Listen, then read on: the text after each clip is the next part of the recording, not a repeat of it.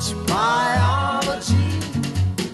Don't know much about us. Hey, 42 here. Names like Hitler, Stalin, and Mao Zedong are often thrown around as some of the evilest men to have walked the earth, each one causing the deaths of many millions.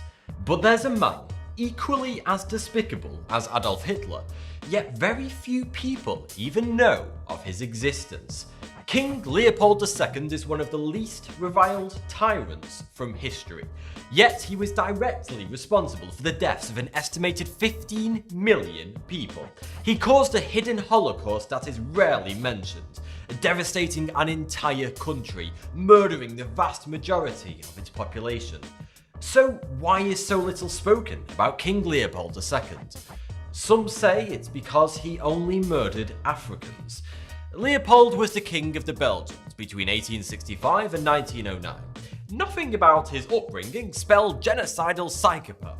As a young prince, he was perfectly well behaved, an upstanding member of the royal family. But it all went to pot when he gained ownership of the Congo in 1885.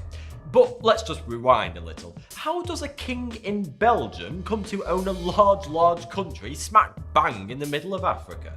Throughout the late 1800s, Africa was being slammed by Europe. Multiple European countries attempted to and successfully colonized vast parts of the continent.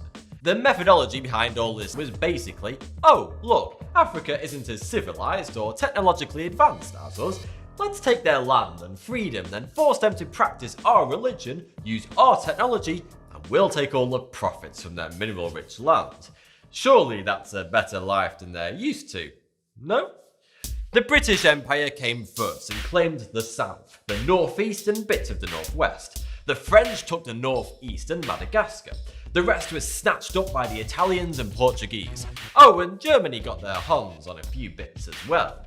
This left one massive gaping hole in the centre of Africa.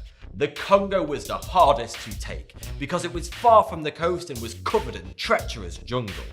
Leopold set his eyes on it, knowing it was rich in natural resources such as rubber, which was highly valuable at the time. So how exactly did Leopold come to own the Congo? Bearing in mind it is 76 times the size of Belgium and was home to millions of people. Did he simply invade and stick flags everywhere? No, that's the British way. He basically said to the world's most powerful nations, hey, if you guys aren't using this bit, can I have it? And they said, sure, if you give us a bit of money for it.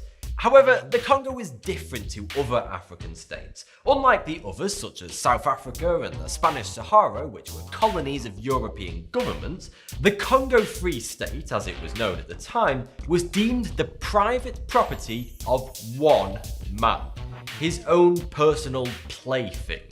Leopold formed the International African Society, which was a supposedly philanthropic scheme to help Africans by introducing them to Christianity and giving them clothes. But this was just a ruse to get the Belgian government to give him money to start up his supposed humanitarian project in Africa. What Leopold actually did in the Congo was far from humanitarian. He forced the Congolese people into hard labour, so hard that millions died from exhaustion, disease and starvation. The unfortunate natives were forced to dig up gold, hunt and kill elephants for their ivory, and chop down hundreds of miles of forest to set up rubber plantations all across the Congo.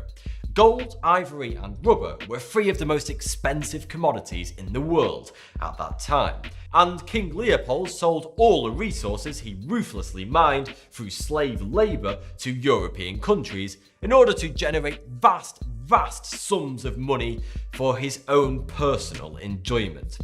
As if all that wasn't enough, Leopold also sold swathes of Congolese into slavery. So, how did King Leopold organise such a large operation across an enormous country with millions of natives?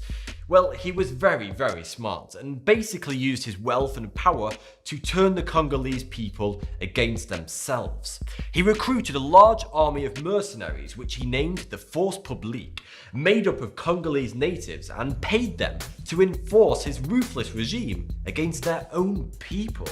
Leopold set up a hierarchy. handpicking the most loyal members of the force publique to become governors over a specific region of the country. Governors would be given complete dictatorial control over their realm, and they had quotas of ivory, gold and rubber that they had to enforce.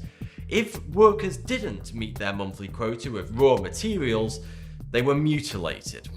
The most common way was to amputate their hands and feet, and if they fled town, the force publique would amputate the limbs of their entire family instead. Governors were paid via commissions, so it was in their interest to force those under their control to work even harder. The result of this is that millions of natives were literally worked to death, either down the mines or in the fields. If you don't already hate this guy enough, he also used the Congo as a giant hunting ground for himself and his wealthy friends, where they freely hunted animals such as lions and elephants. No one knows for sure what the exact population of the Congo was before it was colonized by King Leopold, since it was so remote and dangerous, but it's estimated it was over 20 million.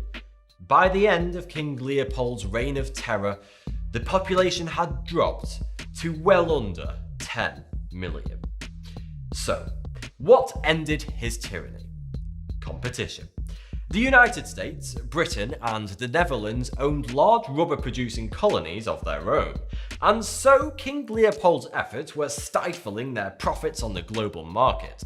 The Free Nations forced Leopold to surrender his land and hand it back to the Belgian government, whom, by the way, still treated the Congolese people horrifically for many years afterwards. It wasn't until the country gained independence in 1971 that the Congo was free from the tyranny of Belgium. But the ripples of history run deep throughout the land. They still have a long way to go to achieve political stability today. Thanks for watching.